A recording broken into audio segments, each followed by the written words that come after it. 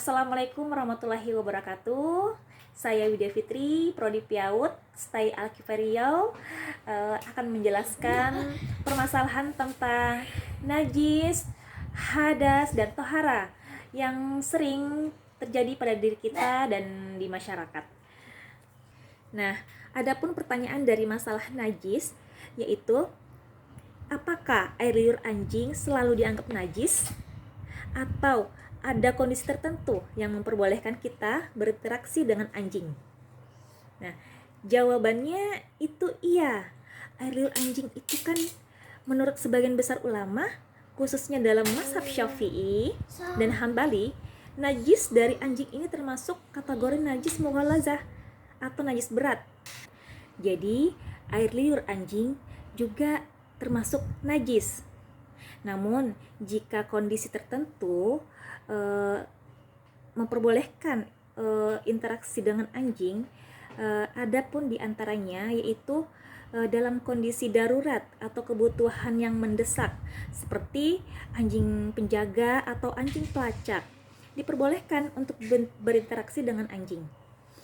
Kemudian menjaga kebersihan, interaksi tetap diperbolehkan dengan syarat menjaga kebersihan dan menghindari kontak langsung dengan air liur anjing. Nah, namun jika terkena air liur anjing, maka segera mensucikan dengan air sebanyak 7 kali dan menggunakan tanah. Kemudian pertanyaan masalah dari hadas. Seorang wanita mengalami flek darah atau darah yang keluar bukan pada masa haidnya atau istihadah. Apakah ia tetap wajib sholat dan puasa, serta bagaimana cara bersucinya?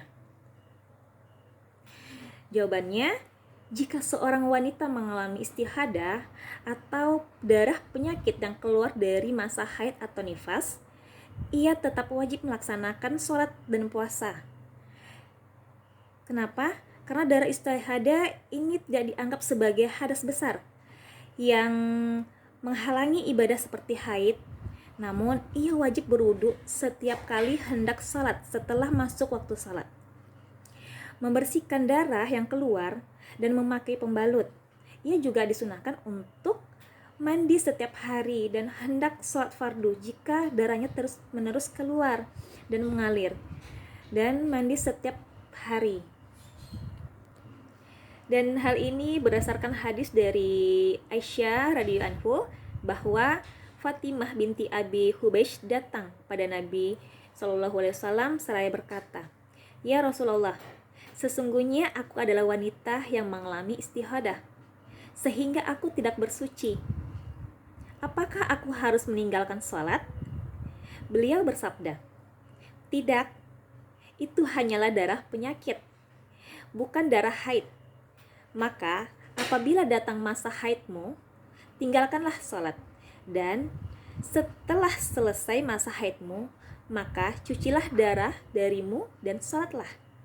Dalam riwayat lain disebutkan bahwa beliau memerintahkannya untuk berwudu setiap kali hendak sholat.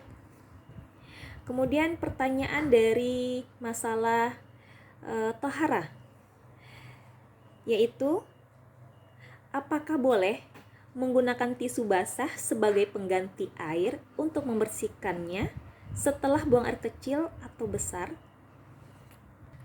Nah, jawabannya, penggunaan tisu basah sebagai pengganti air untuk bersuci atau istinja setelah buang air kecil atau buang air besar diperbolehkan dalam Islam, terutama jika dalam kondisi tidak ada air.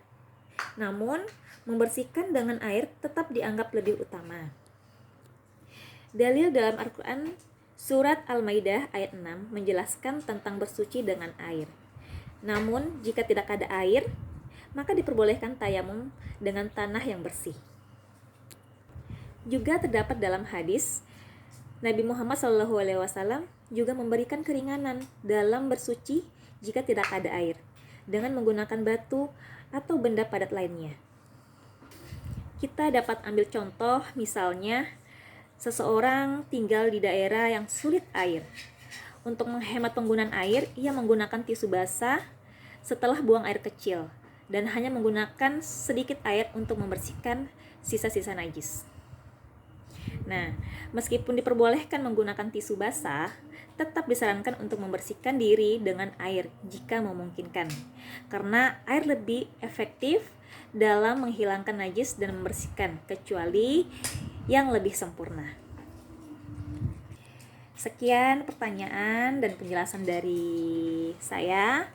Kurang dan lebihnya mohon maaf. Assalamualaikum warahmatullahi wabarakatuh.